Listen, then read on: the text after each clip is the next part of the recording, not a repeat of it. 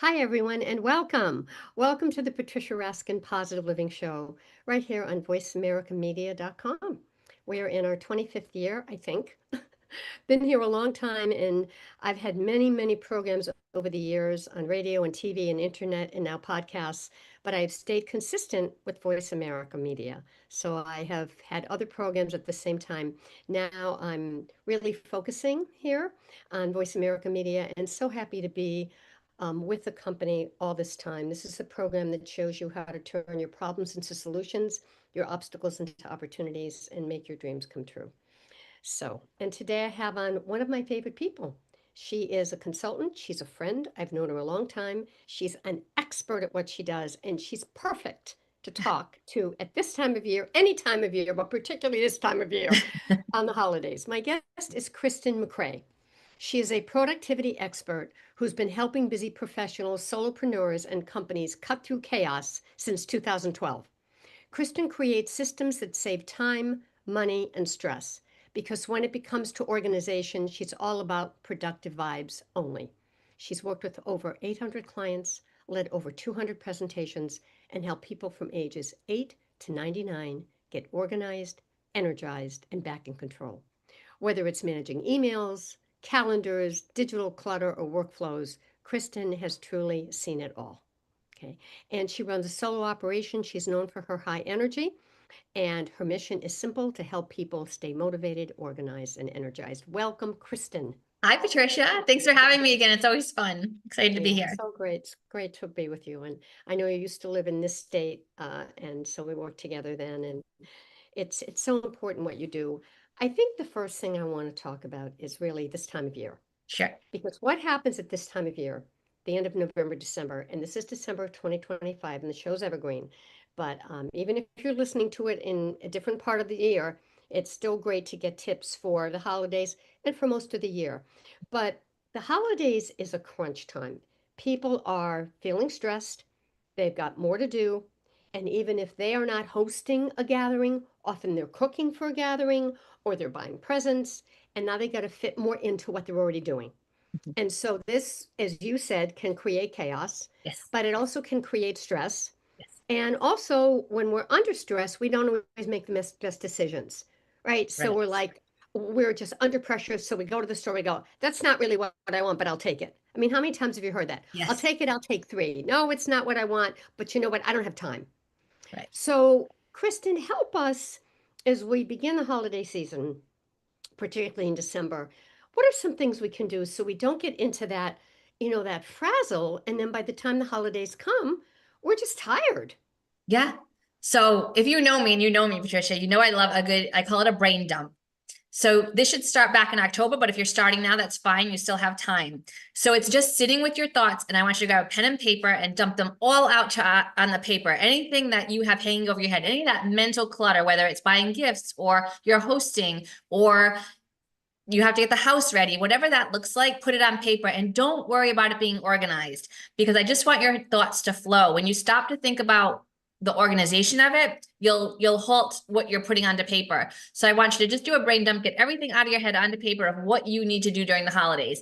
Then I want you to grab your calendar and I want you to look at what you've written down, and I want you to plug into your calendar where those things would fit. Because a lot of times you might even write something down, but it doesn't need to get done until February, but you have it up here that you need to get that done. Yeah. But once you Yeah. get it on paper, you might realize, listen, I don't need to get this one done until after the holidays. Yeah. So let's put it in February. Now you've just released that mental clutter. And then anything else can become a priority, and mark up your calendar for December. Look where your holes are, where you can run errands or where you can prep your meals or do your food shopping list, whatever that looks like. So really planning and preparing before you do anything else is key. Well, it's interesting when you say that, because I think where that comes into play, and I've seen it, is, you're having people over. And so, oh, I'm going to buy that couch. I'm going to buy that chair. I'm going to do this. And I'm not sure they're coming, but I'm going to do it anyway. Or I'm going to paint this because there are new people coming. And then you have to ask yourself, is it really important? Right? Like you said, Exactly. will Where they are those see it? priorities? And will they notice it? Now, if it's broken and it's, yes, Right. maybe. Right. But, and I think that's what happens is and I do it. I start adding more stuff on Right. when I really, It's I not a don't need to. priority. Yeah, it's not a priority. Yep. So do that first before you do anything. And you'll find that immediately that stress, you'll relieve that stress a little bit immediately. So that will help. And then you can move forward from there. Once it's on your calendar, then you create your daily to-do lists from there. And now you have a system and a plan in place, and there's a little more structure to your holidays.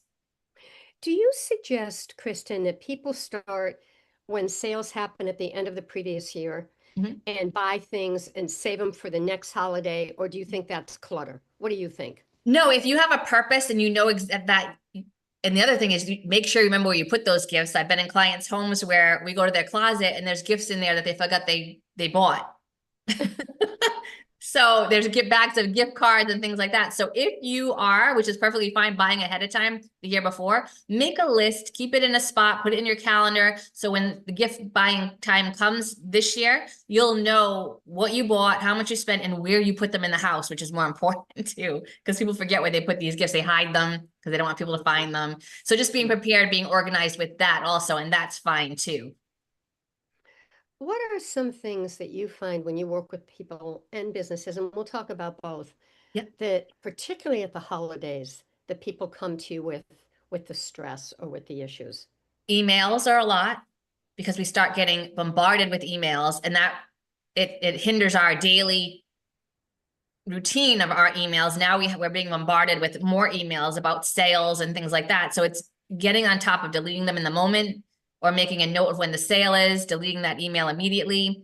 The other thing is that the chaos with business, just not having that structure, just staying to that structure that you always have, if you have it, and not trying to veer off, but because of the holidays, just kind of incorporate it into your daily schedule. Try and incorporate it the best you can. Okay. What do you say to people, and you probably touch on this, the whole money aspect in Yep. terms of, how much am I buying? Yep. When you work with people, do you talk about that at all in Yeah, terms of, yeah, because otherwise it's like, gee, I just blew my whole budget and yeah. now I'm stressed. Yeah, so it's again, when you're planning and preparing for the holidays, you want to create that budget. Sometimes I tell my clients, grab a binder and put all these categories in a binder so that you can refer to it every year. So you'd have a sheet for your budget and who you're buying for and what you're buying. And it could be a spreadsheet, and then you print it out and put it in your workbook in that binder. So that way you can carry it every year and see what you spent last year versus this year. But That's a having great that idea. budget, yeah, it's some people say, oh, it's paper, it's too much, but sometimes having that physical piece that you can carry with you or have in your home to refer to quickly is helpful. And then you can, tab it out, color code it, whatever you need to do. And that way you'll have your budget handy. Do you suggest, I guess it depends, but do you suggest that people buy online more than go in the stores because of the crowds and the stress, or do you think it just depends? That's a preference, and that you can be I mean, when you're organized, you can do either. It just depends. If you're going to the store, be prepared. Again, when you do that brain dump, have your shopping list, write it all out, so you're not doing those impulse purchases or buying off the cuff and saying, maybe I should just grab this. At least get organized and be prepared with a list when you go to these stores. And then online, the same thing, have your list handy so you're not just clicking randomly, oh, I need this now and I'm going to buy it. So it's the self-control of knowing, having your list and being able to stick to that, Yeah. which is And an as you said, organized thing have a budget. also. Yeah. And as you said, have a budget, because Yeah. Yeah. that's the thing. Okay. What about, and I've seen this, you're decorating, you got all the wrapping paper on the floor, you got more stuff around, more Right. clutter. Right. And maybe not everybody has that extra room to put it in. Right. Some people do and some people don't. Exactly. Your advice.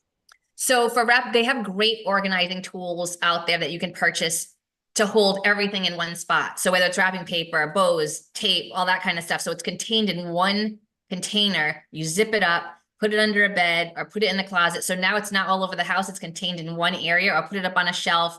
But buy that organizing product that will just fit what you need to hold that you need to hold everything. But I always say, look at what you're holding, look what you need to organize, and then find the product that fits what you need to hold and fits in the space. Because a lot of people just be, oh, I'm going to buy this piece, and then they get it home, it's too big, or it's too small for what they need, or it doesn't fit in the space. So be really strategic about what you need to hold in that organizing piece, and then measuring that piece to make sure it fits and then fits in the space. So you have to be a little strategic about it, but it can be done. Kristin, what about food? I mean, that takes organization too. Yes. what about the planning, the food, the baking, the cooking, your tips for Yes. So organizing? when it comes to getting, a great organizing project this time of year is to organize your kitchen before you do anything. Throw out any expired food, organize your baking supplies, keep all your baking supplies together. So that way, when you need them, you can just bring them down and grab them. And then again, planning out what you're cooking.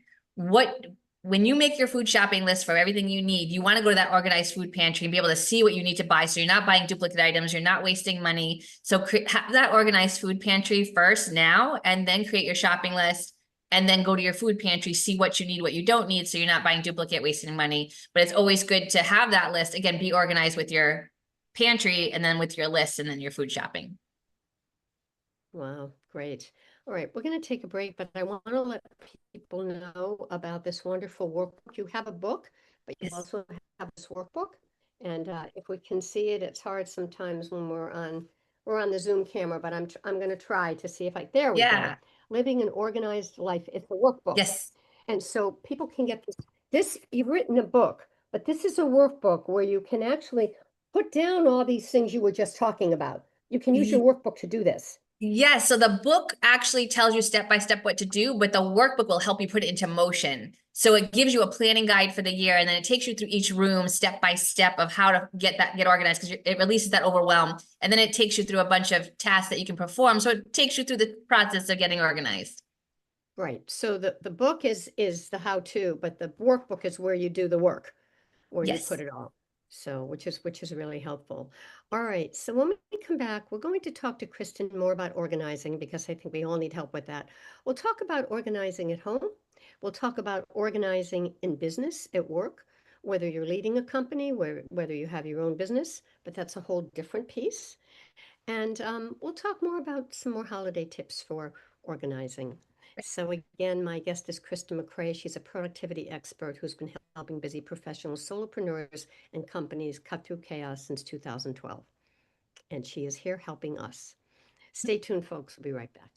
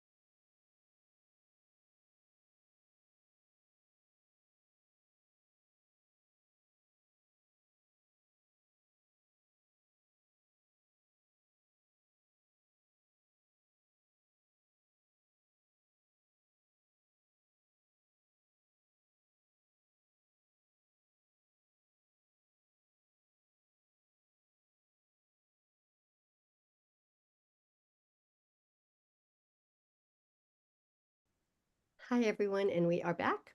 We are back with Kristin MacRae, who's a productivity expert, and we are talking about organizing. And her books are Living an Organized, Energized Life. She has a book, and now she has a new workbook that goes with it. So welcome back, Kristin. Let's switch over to work. Okay. We'll talk about work during the holidays, but work in general. And I'm Yes. going to use me as an example. Okay. I'm an entrepreneur, solopreneur, and my struggle only is with the paper in my office. And I mean, I've been through this. I know what to do. It's getting rid of the clutter. I don't love filing. I love throwing away the papers, but Yeah. I don't love filing, and it just piles up. And I know I'm not alone. I know it's a hard thing. And I don't know why it's so hard for people because, like every other room, I love organizing. It's so easy. The clothes and and you stack them up neatly, and the dishes and even the bathroom stuff. I mean, I could do that all day long. I Yes. get in this office and it's like, "Ah." Yes. Okay, Miss Expert, advice for not just me. For paper. So paper is a challenge for so many people. You think it'd be easy, but it's the most difficult area of disorganization for a lot of people because sometimes they get Oh, stuck on what to get rid of. They think it's such a tedious yes, process, but the problem usually yes. is they can't figure out the system of how to declutter the paper. So they just sit there and they're like, well, what do I do? I know I have these files, but I don't know how to go about this. It's going to take me forever. So the first thing you need to do is maybe if you have, I know, Patricia, you have a lot of files and a lot of filing cabinets. You have a lot of older like things that you've kept track of. Make a plan to tackle only so much a day. Because Yes. when you look at the whole project, it's too overwhelming. You've been doing this for years. You have so many. It's like if you were to say, I'm just going to go downstairs or in the basement, wherever you keep these, and I'm going to tackle it, it's too overwhelming because you think you're going to have to get through everything. So on your calendar, once a week, maybe make a plan to touch it for 30 minutes a week. Or you're going wherever the files are and touching them 15 minutes a day. Whatever, everybody functions differently with time they have. So that's the first thing you want to do is how long am I going to spend on this project today or this week? And then, yes, And I go ahead. think it's the discipline. It's the discipline. It's the discipline Because first. I'll do So it. And I can sit here for an hour and I'll yeah, time it. yeah. But then get me into the room the next time. That's the issue. It's the Okay. discipline. Okay. So once you are in the room, then you have to think about, okay, the process. I want you to only take the file and decide what you want to keep and what you want to toss.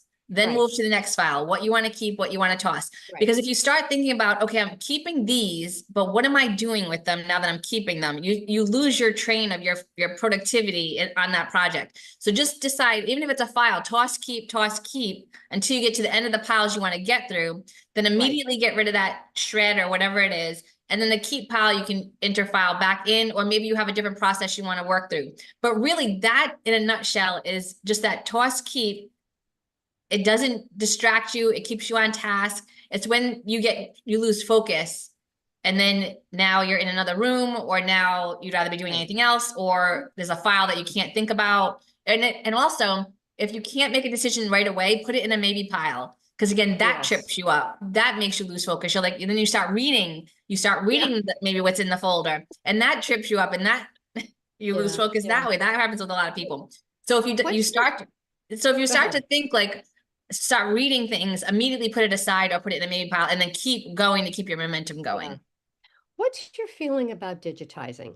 I mean, that I've thought of that too. That can be very costly. But if you Yes. have a storage unit, you're paying every Yes. month. And if you add that up for the year, uh, that's Yes. costly.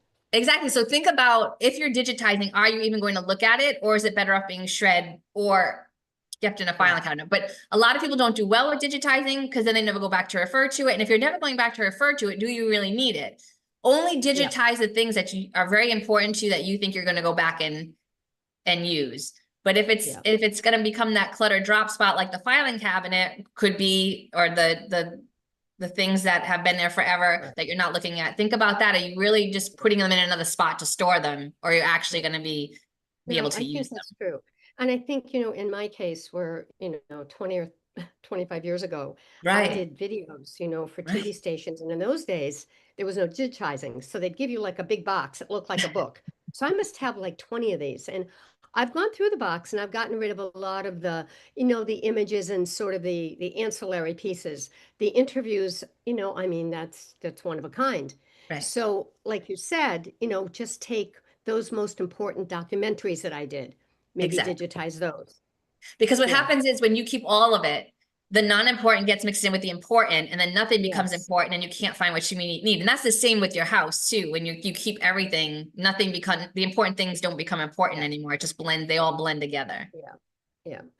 I want to say something too here that applies to business and personal. That I know, I feel, and a lot of people, and this is about the whole idea of organizing. I find when I walk in a room and it's messy and cluttered, I just don't feel, I mean, Yeah. I can't explain the feeling. No, I feel out of it drains sorts, your energy. It drains your energy. It like makes you like tired. I'm disoriented or something. Yes. Yep. Yeah. I talk about that a lot, and I felt that a lot when I was in clients' homes. When you walk in, your energy, I have high energy, when I'd walk in, my energy would totally like change in the room. It become heavier, Mm, a heavier energy. The energy isn't flowing in the house as it should be because there's a lot of clutter in the way. And mm, you get overwhelmed. A lot of people get overwhelmed when they walk into a space like that. And it's chaotic because your brain functions a certain way, and then you walk into a space that's not, and you get, sometimes you get anxious. Sometimes mm. different emotions will come up. So yeah, the clutter really does affect a lot of people that live in the clutter, or even just disorganization. They don't realize how much it affects other Yeah. areas of their life.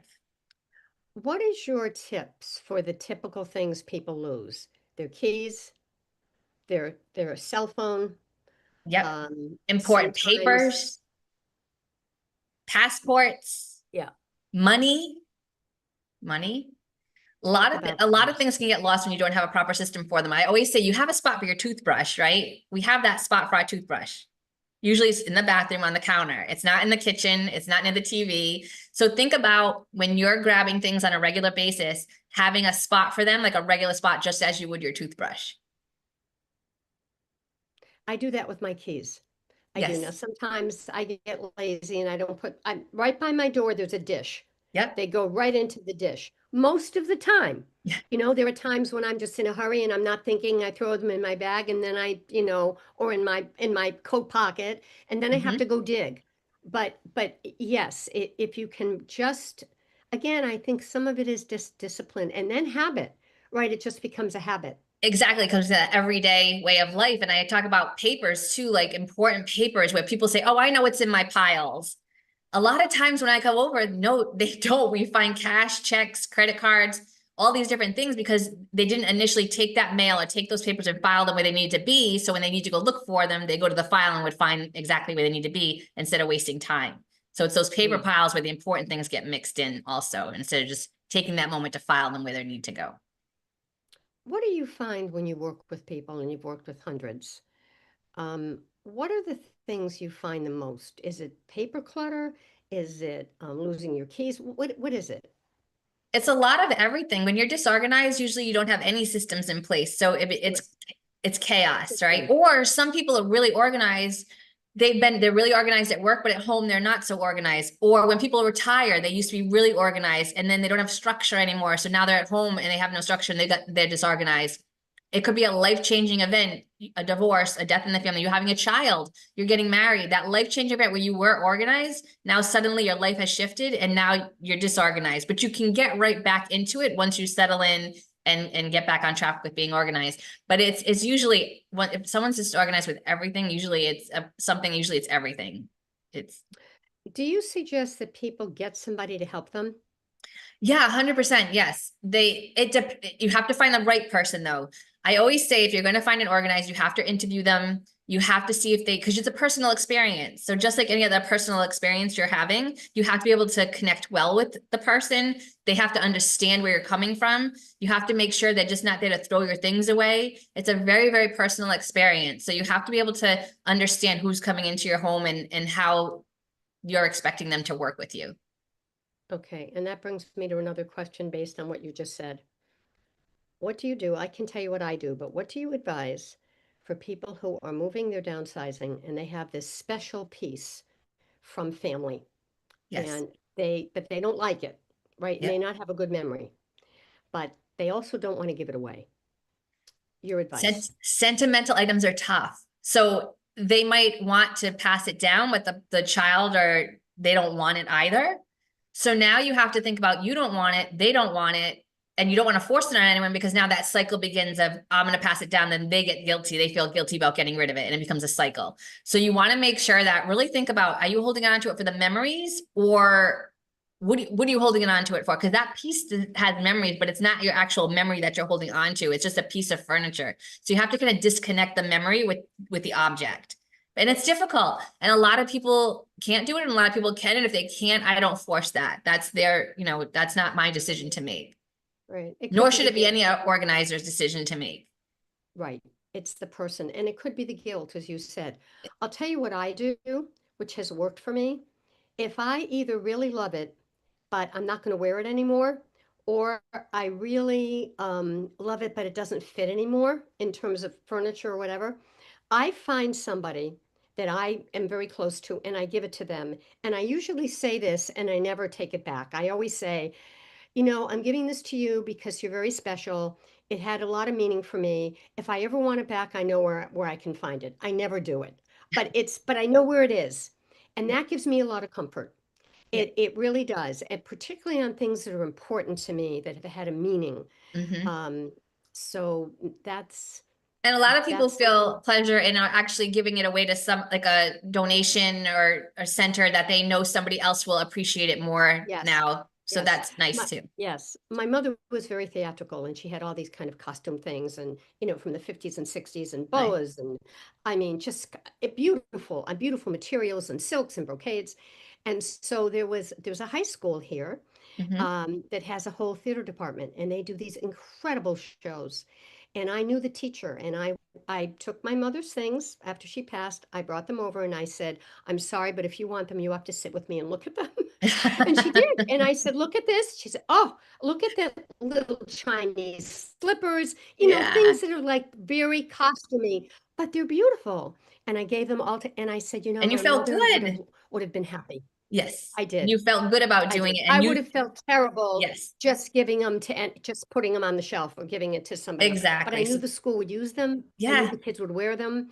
I love it. So yeah, it does. It has meaning, Kristen. Mm-hmm. These things have meaning. Yes.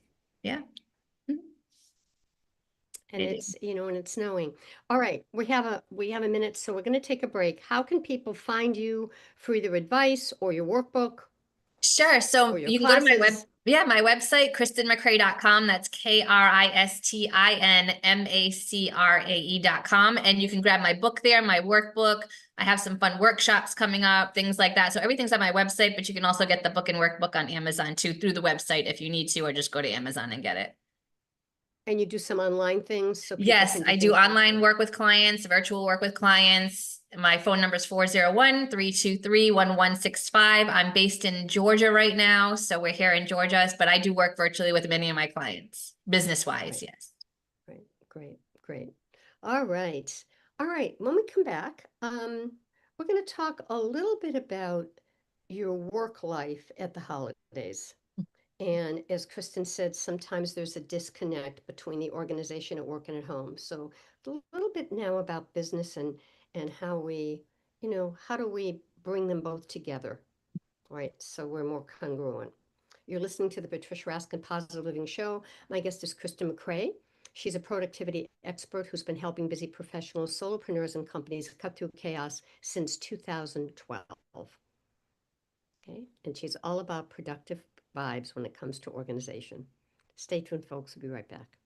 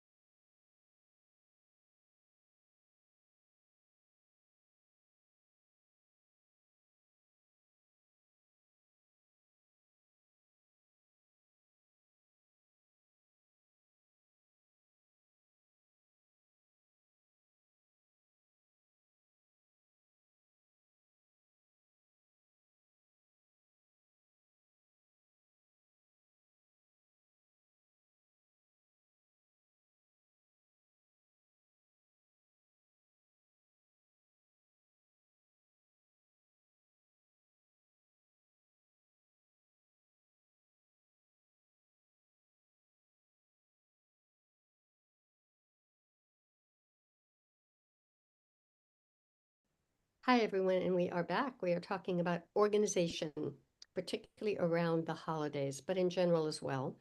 And my guest is Kristin MacRae. She's the author of Living an Organized, Energized Life, and she's now offered the author of the workbook that goes with it. So she just finished that, and so now you can get the book and the companion workbook where you can write everything down, which she's been talking about how important that really, really is. Okay. And Kristen is a productivity expert, and she helps professionals and solopreneurs and companies cut through all the chaos since 2012. So welcome back, Kristen. Let's Thank talk about work, because you. one of the things that you said is that you find sometimes people will be organized in one area and not the other. So what tips do you have for people at work at this time of year? You know, they're getting gifts, they're getting candy, people are bringing stuff in, they're bringing stuff home. Um, what are your tips for organizing, particularly at work? So the biggest thing is you need structure sometimes at work. You need that structure of what does your day look like? If you're operating the same way every day, then create structure and systems around how you work every day. So that way, when a hiccup does come up or a fire comes at you, you can handle the fire and then bounce back into your schedule of that routine that you're in every day. Because sometimes when you don't have the structure and a fire comes at you or something important comes at you take longer to recover than the organized person, because the organized person will jump right back into their routine, but the disorganized person is now still reeling from that fire that came in at them, and it takes them longer to recover from that situation. So it takes them longer to get back into the routine of the day. So it's all about, even around this time of year, just being able to have those routines. And then if something comes up, you have a holiday party or you have things coming in the office, you can just bounce back into your routine of what you were doing and what you do on a regular basis. Right. So try to stay focused is what you're saying. Focused and have that routine in place, especially if you do the same kind of, a lot of people do the same tasks every day. They're in the same like job every day, that they have the same things that they do. Just systematize it, create routines around it to streamline your day. And then it's easier to bounce back into it when you have that hiccup or something comes at you that's not normal or not in your regular day. Yeah, you're more habituated because you've been doing it, so you Yes. can jump back into it. What about all the stuff you get? What do you do with all the stuff you get at work at around the holidays? So you could bring it home, you could regift it. It depends what you want to do with it, or bring it to someone else's house, like as, you know, a hostess gift, if you don't want to keep it all in your house and it depends. Some people like bringing all those things in their home. Other people like, I don't know what to do with this. I don't, obviously not gonna throw it out, but can I regift it or bring it to someone's house for the holidays? So have a plan. I would say have a plan of what you're going to do with the things you get. So last minute, you're not like throwing it in a corner or throwing it out, or just have a plan of what you're going to do with that. Or, you know, when you get it. If you know you're getting a lot of things at the office, just have an idea now of what you're going to do with those Hmm. gifts. Unless you keep them Any, all, then that's any suggestions about gift giving and organization? And let me preface this by saying that some people will do, um, the swap, where everybody brings a gift and then we swap them. Or we pick a name out of a hat, Mhm. or what's your feeling about that? Well, it definitely cuts down Particularly, on stressing or spending if there's a budget trying to buy for everybody, and then somebody might not, you know, you don't, you're not sure who you're buying for, and then you just buy something and then now it gets stuck in the back of their closet. So in being intentional, I guess, about the gift giving, and maybe it is a swap. And then maybe if you're doing a swap, maybe you put your name on the swap card and then you put some fun things about yourself or what you like. So that person is buying intentionally for you. They know they have you as a person, but if they oh, don't that's know you, interesting. if they don't know you, then they might just get you like a gift card or impersonal gift. But if you put a maybe bullet point of like 4 or 5 things that you love, then at least that person will intentionally Yeah, buy for you. that's a great idea. That's like when you go to the gym and you pick out a child, their name is on the tree, and they Yes, put down, what they're looking for, their size, they're looking for shoes, and then you go to the store. I never thought of it though at work, but it, yeah, it makes sense, yes, particularly because a lot of people will buy candy. They'll buy wine, and some people don't drink, some right. people don't eat candy or sweets. Hmm. So, it's like, what do you do? Yeah. So, So it's yeah, more that's intentional, and it comes from a place of from the heart of knowing that that this person might enjoy that gift. Okay. So now let's talk about how you organize when you're at work and you have all these things you got to do for home, right? I got to go buy the gift. I got to go buy the food. I'm having 10 people over, or we're traveling but I got to focus on work. Yep. Suggestions. Having that, like I said, starting in October, but again, you can definitely start now. Having that plan of maybe that's that binder with the sheets of everything you need to do, and it's all categorized, and then your calendar's blocked off. So you might look at your calendar for next week and say, I have all this stuff to do. What's a priority? Where are my blocks where I have time? Maybe I have a time on my lunch hour where I can make my food shopping list. Look at where those blocks are and those little things that because a lot of times you think, oh my God, I have all this stuff to do, but the stuff you have to do might take 10 minutes here, 15 minutes here, and it's not going to take up as much time as you think it will. So maybe plan on your lunch hour to kind of make lists. When you get home at night, maybe just 15 minutes, plan for the next day, what you need to do. Again, it's all about planning, preparing, and just once you get those things out onto paper, what you actually need to do, then blocking it off in your calendar, you'll realize that it's not as overwhelming, or it's not as much as you thought it was. But it's so much mental clutter up here that it seemed like a lot. Yeah. Another thing is the idea of honoring your tradition. Mm-hmm. So your grandmother makes this incredible, complicated recipe that you can do, but it's going to take you 3 hours, right? So, and you're at work now and you're thinking, how am I going to do this? I want to honor her and I want to make it. Mm-hmm. Do you make something different? Do you maybe make a modified version?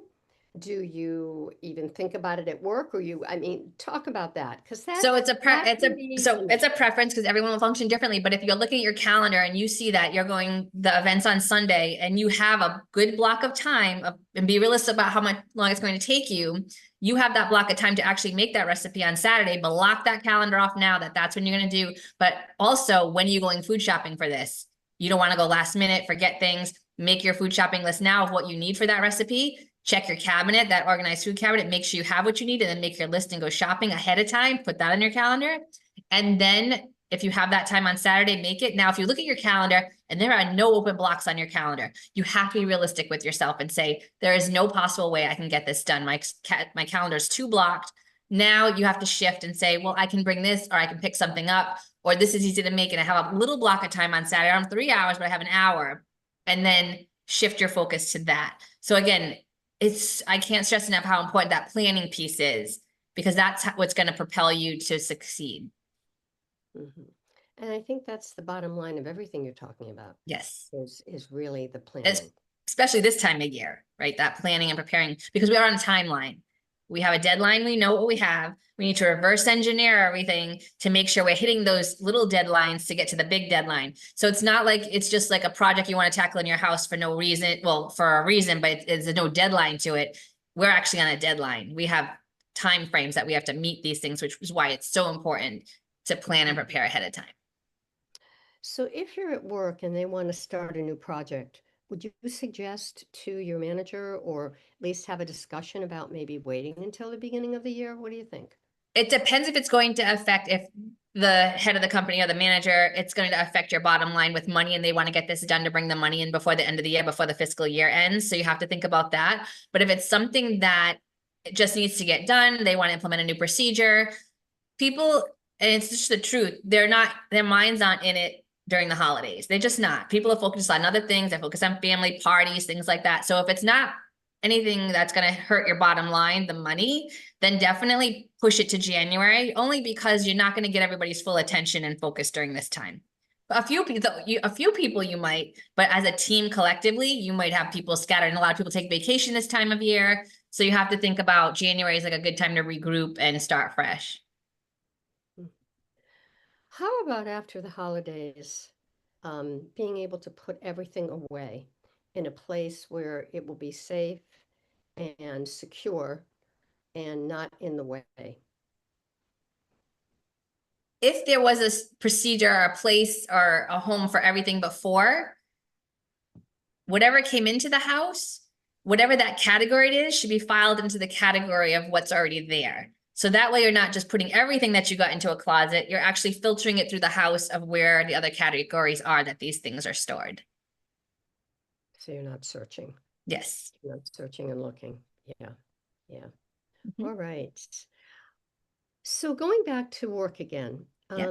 what other tips would you say that you would have for businesses at this time of year in terms of organization, in terms of efficiency, Yeah. um, being able to get things done, but still celebrating? Yes. So have that plan in place for December. We're a couple weeks in. So have that plan in place for December. What are your goals for the end of the month? Do you need to create a plan for next year? Do you need to set your goals for next year? Do you want to set your goals for the first quarter? This is a good time to plan, especially if you're not doing those actual projects. Like start your planning now for next year. It's a good time to sit with the team and just think things out and think about, okay, what do I want to get done in the first quarter? What do I need to do the month of January, February, March to get to that first quarter goal? What are my yearly goals? Breaking everything down. So this is a good time to plan and prepare for the year ahead. If you're not going to get any big projects done, this is the best thing to do because you're going into the new year focused with a plan in place for the first quarter. So you need to be planning at work at this time of year Yes. also, because Yes. so many things happen. We have parties and then maybe somebody got sick, so now we're going to have an extra party, right? I mean, this things happen. Yeah. And so, maybe even planning for, maybe we're not going to get quite as much done in December, but we Right. certainly will, Exactly. At least you're planning for the rest of the month and the first quarter of next year. yes. All right. When we come back, we're going to talk to Kristen about the workbook, which is Living an Organized, Energized Life, the workbook. And we'll go through this and really talk about whether you have the workbook, and you certainly can get a copy, and it's on Kristen's website, but also what are some things that you can do on your own to categorize and make your life easier and plan and organize. And I think that's the main thing. Yeah. And again, Kristen, your website is KristinMacRae.com. Yes. Kristin Mhm.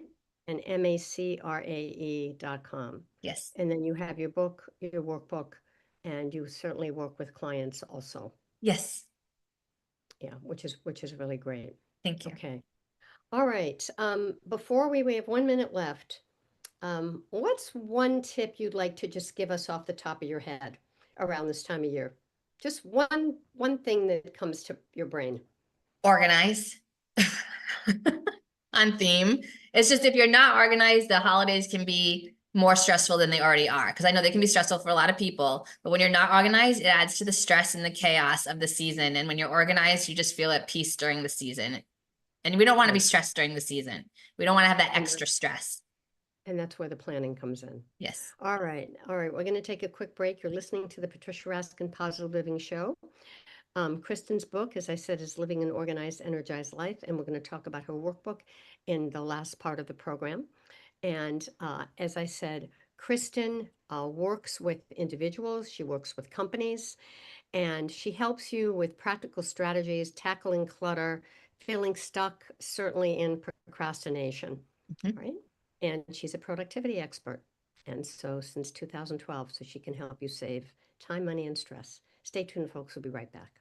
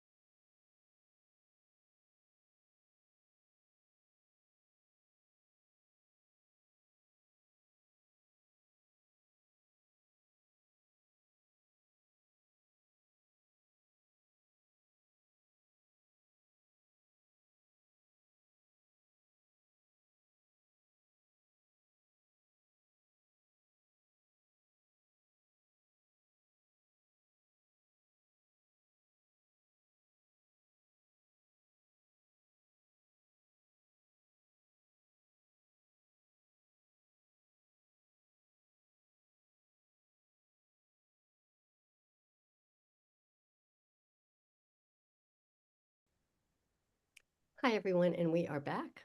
We are talking about organization, being organized around the holidays, but also throughout the year.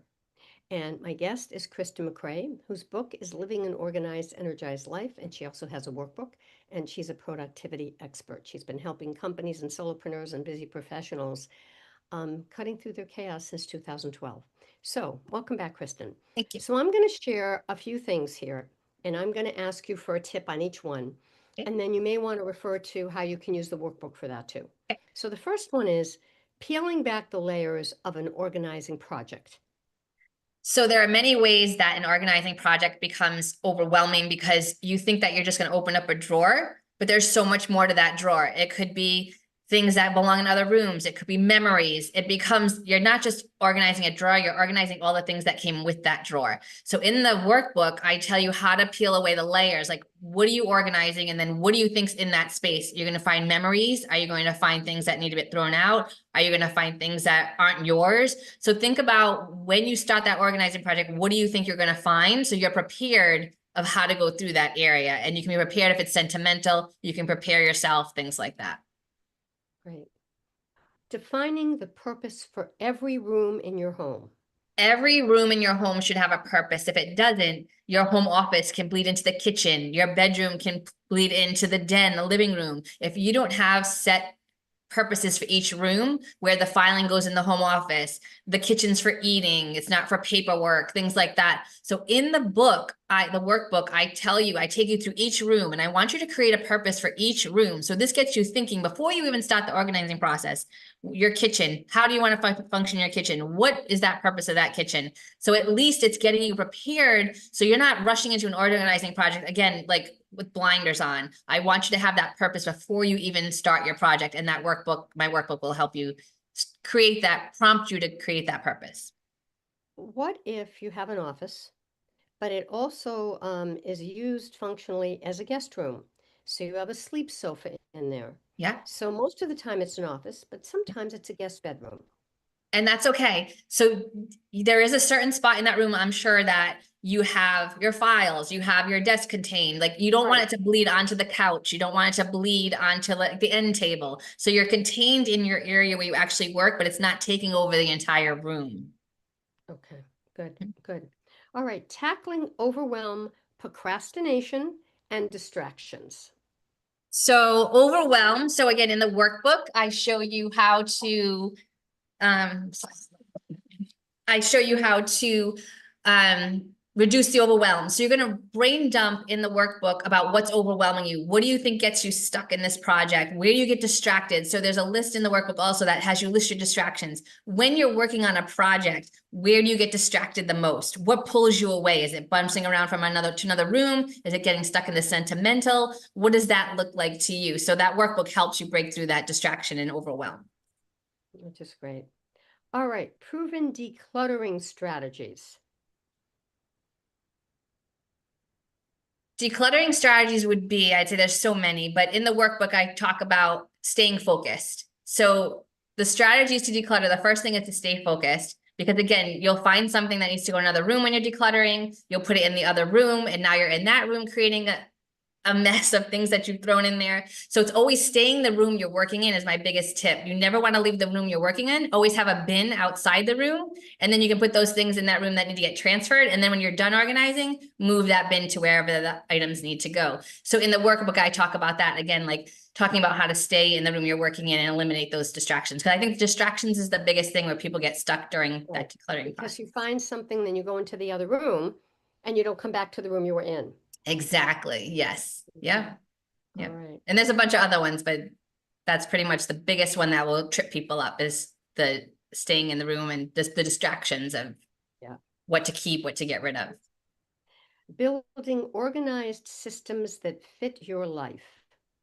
So everybody functions differently. You function differently than I do. Your neighbor functions differently than you do. So you want to create systems according to how you function, not how anybody tells you you should function. So in the workbook, there's a section of how to create systems and what are the best systems, like how do you function? And we want to talk about how you function first before we create those systems. Because if you want to store things in the bedroom, but somebody else likes to store them in the home office, then that's not going to work for you. So I always talk about too, when working with organizers, you want to make sure that you're telling them how you actually function. So when they're helping you create the systems, they're based on how you work throughout the day. So my workbook will kind of rein that in too, about, because you might not know how you function, but the prompts will help you think about ways of how you actually would function and where the best place to be is to store those items. Hmm. So like if you exercised every morning, then you may want to function in one way, whereas if you always exercised at the end of the day, then you'd organize differently there. Right, exactly. And you could have your workout clothes in the same spot where you grab them easily in the morning, so you're not running around looking for them, wasting time. And they could be in one area of the bedroom that you just can grab and go, kind of thing. And all your paraphernalia that you work out with too, or accessories would be there too. Right. Maintaining organization once you have achieved it. That's a big one, Kristin. It is a big one. So I talk about that in the workbook too, how to maintain those systems, what you need to do to maintain those systems. And it's as simple as, and it's not always, it's a simple answer, but it's not always that simple. It's just about putting things back where they belong. But when you're not used to doing that and you're a disorganized person and now you're organized and have these systems, it's going to take you a minute to take things out and put them back, because you're not in that mode of putting them back where they belong. You're used to just throwing them or putting them on a chair, or I'll get to it later. So in the workbook, it'll help you prompt about how to maintain your organization. And then I give you like 30 days and check off every time you do put something back or that system's working. So that workbook helps you like kind of, it's like a motivational to help you stay on track. Yeah, and I think that's also a discipline of not, not Yes. putting it back and just leave it. I'm not going to do the dishes later, and then an hour later you see all these dishes, and if you had done it at the time, it would have been better. And you All right, save and the time. last, Yes. pardon? And you save time. You're not wasting time trying to find That's things. You can right, find them and put your hand on them. right. And the last one, before we close, Yes. finding more time in your day. Yes. So I love this because in the book I talk about this, and in the workbook you put it into motion. So I have a lot of great things in the workbook and the book about, it makes you think about really breaking down your day. What do you do with your time? How much time are you spending on social media? How much time are you running errands? Like, where are you spending your time during the day? And then how to find more time in the day by just doing these exercises in the workbook. So the book and workbook blend very well with this. And I guarantee that when you follow this process, you'll get more time in your day. Yeah, because you won't lose things and have to go find them. Yeah. Right. Closing thoughts, Kristin. What do you want to leave our listeners with today about organizing I and just think energizing? that if you're looking for more free time, less stress, more money in your pocket, and just not as stressed out during the day, I think you need to get organized. If you're looking for that, a lot of people are like, my life is fine. I'm fine with being disorganized. But if you're craving that structure and you're craving more free time and more energy and less stress, then it's time to get organized. That's probably the best thing I could do to leave you with. And again, your book is Living an Organized, Energized Life. You have a workbook, and it's KristinMacRae.com, KristinMacRae.com. Yes. It's been delightful, as always, to have you on, Thank Kristin. you. It's a pleasure. Thank you so much for having me back. Yeah. All right. Stay on the line, please. Thank All you. right, folks, that wraps up this edition of the Patricia Raskin Positive Living Show. If you'd like to get a copy of my newsletter, please write to me, patricia@patriciaraskin.com, or you can sign up on my website. If you would like to get your positive message out, I have interviewed over 6,000 people in my career, and this is what I do. I love helping people get their messages out, so I can help you create your podcast. So contact me, patricia@patriciaraskin.com. Remember, stay healthy, stay happy, get the support you need, and know you can make your dreams come true. Until next time, I'm Patricia Raskin. Bye for now.